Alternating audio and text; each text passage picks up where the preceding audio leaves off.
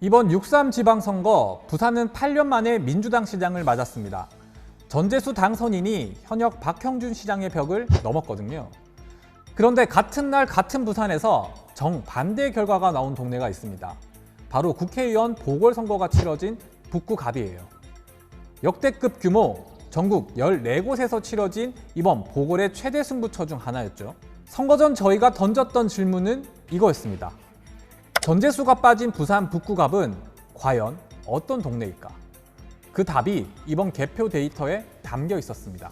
북구갑은 8개 행정동으로 이루어져 있습니다. 이 지도 왼쪽이 시장 선거, 오른쪽이 국회 보궐선거예요. 왼쪽을 보면 8개 동이 전부 파란색, 시장은 모든 동네에서 전재수 후보가 이겼습니다. 그런데 오른쪽으로 눈을 옮기면 똑같은 8개 동이 통째로 빨간색입니다. 국회의원은 모든 동네에서 무소속 한동훈 후보가 이겼습니다. 단 한 곳의 예외도 없이요. 이게 무슨 말이냐? 같은 동네 같은 유권자가 시장 투표지엔 전재수, 보궐선거 투표지엔 한동훈을 적은 겁니다. 이른바 교차 투표. 그렇다면 왜 두 장의 투표지에 서로 다른 이름을 썼을까요? 열쇠는 전재수 효과에 있습니다. 국회 보궐선거만 따로 보겠습니다. 색이 진할수록 한동훈 후보가 크게 이긴 동네입니다. 덕천 이동이 7.2%포인트로 가장 진하고 가장 옅은, 그러니까 가장 아슬아슬했던 곳이 만덕 이동입니다. 한동훈 후보가 단 1.1%포인트 차로 가까스로 이겼습니다. 그런데 이 만덕 이동, 시장 선거에선 전재수 후보가 압도했던 동네입니다. 선거 전 저희는 지난 10년 8번의 선거 데이터로 전재수 효과를 평균 13.9%포인트로 추정했습니다. 이번엔 그걸 직접 확인할 수 있었습니다. 같은 날 같은 유권자가 시장과 국회 보궐선거 두 장에 동시에 투표했기 때문입니다. 이 그래프 점이 2개씩이죠. 진한 파란 점이 시장 전재수 후보 득표율, 옅은 파란 점이 같은 날 국회의원에 나선 민주당 하정우 후보 득표율입니다. 둘 다 같은 민주당인데 점 사이가 쫙 벌어져 있습니다. 이 8개 동을 합치면 전재수 후보는 55%, 하정우 후보는 39.8%. 같은 당, 같은 날, 같은 사람인데 후보 이름만 바뀌자 15.2%포인트가 증발했습니다. 선거 전 추정보다 오히려 더 컸습니다. 동네별로 봐도 8개 동 모두 14에서 16%포인트로 차이가 일정했습니다. 가장 많이 빠진 곳은 구포 1동, 16.3%포인트. 흥미로운 건 만덕 이동입니다. 전재수 58.2%, 하정우 42.1%로 둘 다 8개 행정동 중에서 가장 높았는데도 두 사람 사이엔 16%포인트 간극이 그대로 벌어져 있었습니다. 민주당 지지가 가장 두터운 동네에서도 전재수라는 이름값만큼은 옮겨가지 못한 겁니다. 과거와도 비교해 볼까요? 2년 전 22대 총선, 그때 전재수 후보 득표율과 이번 하정우 후보 득표율을 동네별로 견준 지도입니다. 화살표가 오른쪽, 빨간 쪽으로 누우면 민주당 표심이 그만큼 빠졌다는 뜻. 길수록 많이 빠진 거예요. 보시면 8개 동 행정동 화살표가 전부 오른쪽으로 누워 있습니다. 단 한 곳의 예외도 없이 민주당 표가 빠졌다는 뜻입니다. 8개 동에서 전재수 후보가 얻었던 51.3%가 하정우 후보에선 39.8%로, 즉 11.5%포인트가 빠졌습니다. 그리고 화살표가 가장 길게 누운 곳, 낙폭이 가장 컸던 곳은 역설적이게도 전재수 후보가 가장 강했던 만덕이동, 마이너스 12.7%포인트였습니다. 전재수라는 이름이 가장 짙게 밴 동네일수록 그 이름이 빠지자 가장 크게 출렁였다는 뜻이기도 합니다. 선거 전 데이터가 캐스팅 보트로 지목한 곳이 바로 이 만덕 이동입니다. 10만 덕의 신축 단지, 가장 젊은 평균 연령, 북구갑에서 유권자가 가장 많은 동네. 부산이 어디로 출렁여도 늘 평균보다 한 발 더 진보 쪽으로 서 있던 곳이 바로 이곳입니다. 한동훈 후보가 만덕 일대에 거점을 둔 것도 이 부동층을 노린 포석이라고 할 수 있습니다. 결과는 절반만 예측대로였습니다. 만덕 이동은 8개 행정동 중에서 가장 박빙이기는 했습니다. 한동훈 후보가 단 1.1%포인트 차로 눌렀으니까요. 숫자를 더 들여다보면 결이 좀 다릅니다.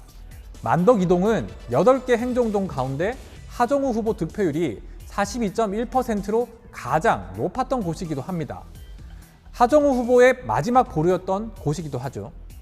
22대 총선 때 전재수 후보가 54.8%라는 가장 높은 지점에서 출발한 데다 민주당 베이스가 가장 두터운 덕분에 가장 많이 빠지고도 끝까지 가장 좁게 승부를 남긴 겁니다.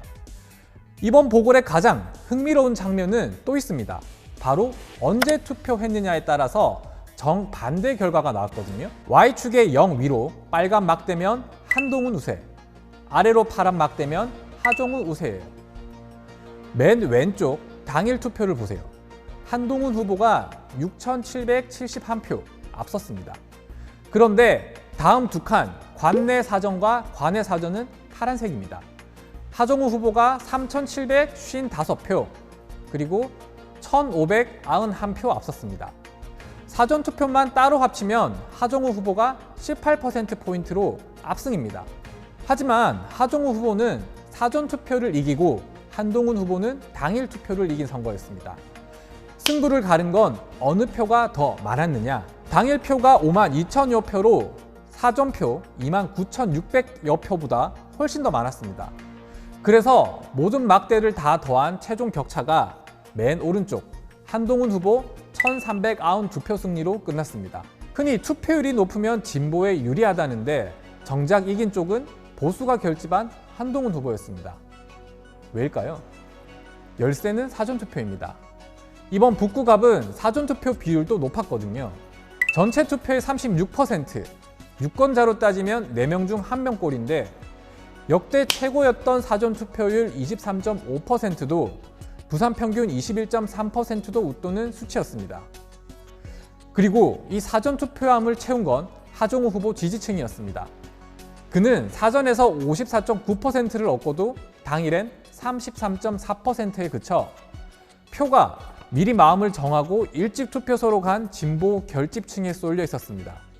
사전과 당일 차이가 무려 21.5%포인트나 됐죠. 쉽게 말하면 진보는 사전투표로 지지층을 단단히 결집시켰습니다. 하지만 그건 이미 자기 편인 표를 모은 것이지 중도 무당파까지 끌어오는 확장은 아니었던 겁니다. 전체의 64%를 차지한 더 큰 당일 투표함에서 한동훈 후보가 13%포인트 차로 앞섰기 때문입니다.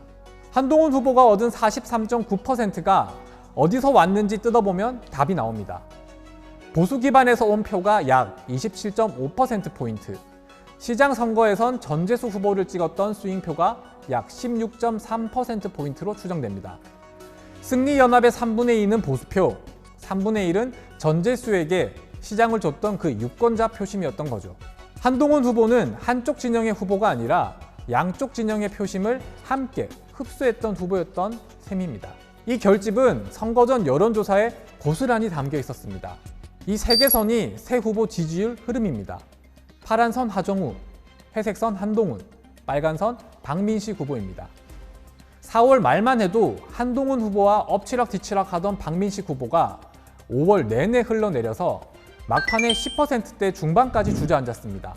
반대로 한동훈 후보는 20%대에서 40%대 안팎까지 치솟아 보수의 단일 주자로 굳어졌어요. 박민식 후보는 전재수 당선인과 12년에 걸쳐 4번 맞붙어 2승 2패를 주고받은 이 지역의 오랜 맞수입니다. 그런데 박민식 후보는 자신의 오랜 본진이라던 덕천 1동에서조차 17%, 3등에 그쳤습니다. 보수 본진 덕천 일대의 결집 자체는 여전했습니다. 덕천 3개 동의 보수 진영 합산 득표율은 62%로 8개 동 중에 가장 높았으니까요. 다만 그 결집의 더 큰 몫이 공식 후보 박민식이 아니라 무소속 한동훈에게 돌아갔습니다. 덕천 3개 동에서 한동훈 44.5%대 박민식 17.4%였어요. 보수 진영의 후보 단일화는 끝내 무산됐고 본투표 하루 전에 또 다른 무소속 후보가 사퇴하며 박민식 지지를 선언했지만 흐름은 이미 기울어진 뒤였습니다. 당선 가능성이 높은 쪽으로 표가 모이자 사표 방지 심리 속에 보수 유권자들은 공식 후보가 아니라 인물 한동훈에게 결집한 거죠.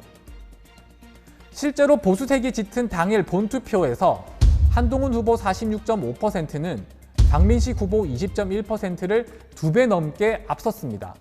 그럼 이 교차 투표가 헷갈려서 생긴 실수였을까요?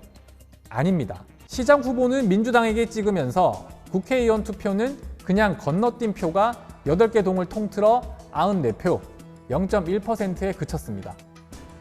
이 보궐선거가 끝내 증명한 건 전재수 효과가 정당의 것이 아니라 한 사람의 것이었다는 사실입니다. 진보의 자산도 보수의 결집도 정당의 깃발이 아니라 사람의 이름 앞에서 갈린 겁니다. 북구갑의 표심은 전재수라는 이름에서 한동훈이라는 과제로 넘어갔습니다.